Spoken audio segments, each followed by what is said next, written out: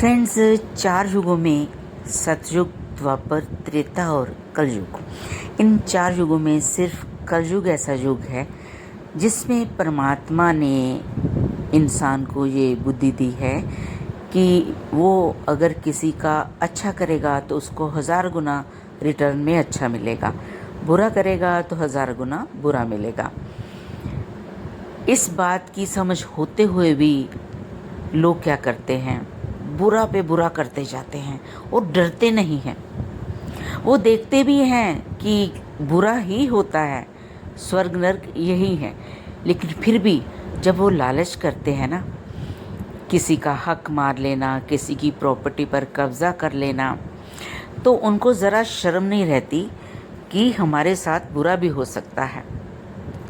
सगे छोटे भाई का हक मार लेना, वो बहुत छोटा होता है, उसको हर तरह से इमोशनली ब्लैकमेल करना और करके उसको बातों में उलझाकर कि हमारे तो इतने बच्चे हैं, हमारा तो काम नहीं चल रहा और तुम किसी तरीके से भी गलती से, चालाकी से या किसी तरीके से भी वो प्रॉपर्टी पर कब्ज़ा कर लेते हैं, बड़ा भाई कब्ज़ा कर लेता है।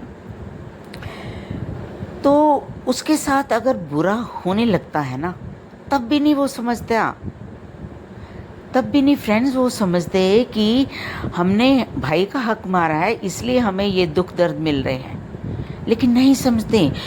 उन्होंने ये समझ लिया होता है कि हमने अगर कब्ज़ा कर लिया है, भाई के हक खा लिया है, तो बस एक बार आ गया हाथ में, वापस नहीं करेंगे।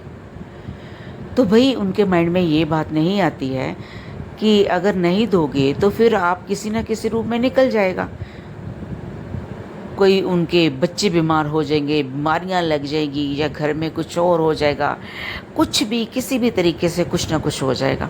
लेकिन होता भी है ऐसे लोगों के साथ, लेकिन बेशर्म होते हैं वो लोग, नहीं समझते हैं और भुगतते हैं। लेकिन उनको भुगतना मंजूर है, लेकिन वापस करना नहीं मंजूर। कैसे दे दे भाई, जो भाई का हक कैसे दे दे? किसको मूर्ख बना के झपटा होता है, तो वो जब हाथ में आ जाता है तो लालच इतना है कि कैसे दे दे। और अगर नहीं देते हैं तो भुगत तो रहे होते हैं, लेकिन बेशर्मी की हद होती है ऐसे लोगों के बारे में सोच के। ऐसे ही जो लोग कईयों से जेलस करके और कईयों का किसी तरीके से भी उनको ब्रेन वॉश करके या उनको ब्रेन के साथ खेलना, यस, ये वर्ड बड़े मैंने कुछ लोगों के मुंह से सुना है कि दिमाग के साथ खेलो। जब मैंने फर्स्ट टाइम ये लफ्ज़ सुना ना, तो मैं बहुत हैरान हुई कि दिमाग के साथ कैसे खेलना होता है। लेकिन बाद में समझ आया कि जो लोग वो कर रहे थे वो हमारे दिमाग के साथ खेल रहे थे, मतलब कि चालाकी, चुस्तियाँ, अपने फ़ायदे के लिए दूसरों के दिमाग के साथ खेलना और अपने फ़ायदे उठाना, जबकि उन फ़ायदों से, उन चीज़ों से कोई ज़्यादा फ़ायदा नहीं मिलता उनको, क्योंकि जिस चीज़ में वो एक्सपर्ट होते नहीं, चुस्ती चालाकी से अगर वो हासिल कर भी ले तो रिज़ल्ट तो 100% नहीं मिल सकता। 100 क्या, 1% ही मिलता है, 1% भी नहीं, 0% ही मिलता है। लेकिन फिर भी वो लोग नहीं सुधरते हैं, क्योंकि उनको लालच ही रहता है, क्योंकि इजी मनी चाहते हैं ऐसे लोग, है ना, लोगों के दिमाग के साथ खेल के उनको लूट के इजी मनी हासिल करना। तो ये कलयुग के दौर में ये सब चल रहा है और लोग भुगत भी रहे हैं। लेकिन जिनको समझ है ना फ्रेंड्स, वो ये काम नहीं करते हैं, वो तो उल्टा हेल्प करते हैं, दूसरों की हेल्प करके उनको खुशी मिलती है। उनको पता है परमात्मा के साथ वो जुड़े हुए हैं, उनको पता है कि हम अच्छा करेंगे तो हमारी झोली में अच्छा ही आना है और बुरा करेंगे तो बुरा ही आना है। सो अच्छे लोग तो अच्छा ही करेंगे, लेकिन जो बुरे लोग होंगे ना, वो ही ऐसे करेंगे, जीना जपटी, प्रॉपर्टी पे कब्ज़ा, भाइयों के हक पे कब्ज़ा, उनके बिजनेस पे कब्ज़ा, तो वो लोग ऐसा करेंगे। तो बड़ा दुख होता है ये कई बार देखकर, और उनके साथ अगर बुरा भी होता है तो भी दुख होता है कि ये क्यों ऐसा कर रहे हैं, समझ क्यों नहीं रहे हैं। लेकिन उनके दिमाग में तो फ्री का खाने का, मेहनत नहीं करने का, और ऐसे ही मिल जाए, मेहनत करके अपनी प्रॉपर्टी, घर और बिजनेस नहीं बनाने का, और भाई का खा लिया तो उससे वो खुश हो गए कि हमने ये किया। वो ये नहीं जानते कि अगले जन्म में आपको पता नहीं किस रूप में उनको वापस लौटाना भी पड़ना है। अच्छे कर्म करिए, हमें पिछले अपने जन्मों के गुनाहों का नहीं पता।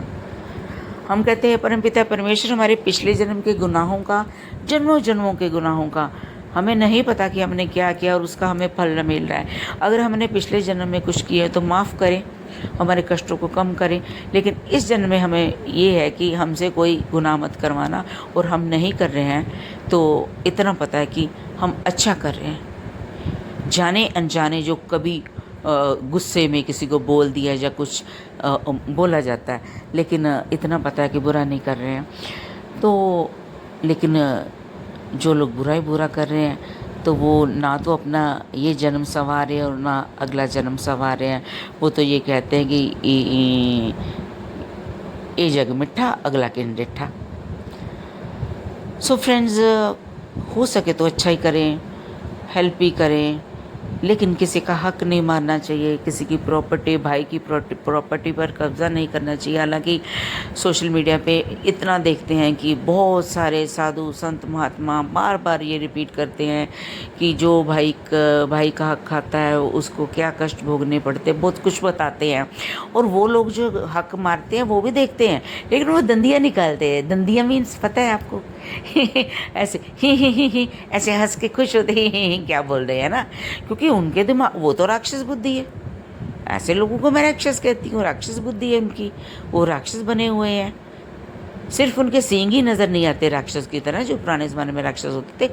बुद्धि तो वही है, वो पिछले जन्मों के राक्षस ही हैं जो इस जन्म में मानस जन्म लिया है, लेकिन बुद्धि अभी तक वही है, दूसरों का हक मारना, चीना झपटी करके खाना। सो भाई हो सके तो सबका अच्छा करें, और जिन्होंने हक मारा है अगर बुद्धि में आता है कि भाई इसकी वजह से आपको भुगतना पड़ रहा है तो आप उनको वापस करें। अगर नहीं करना चाहते तो फिर आप भुगते रहें, और क्या हो सकता है।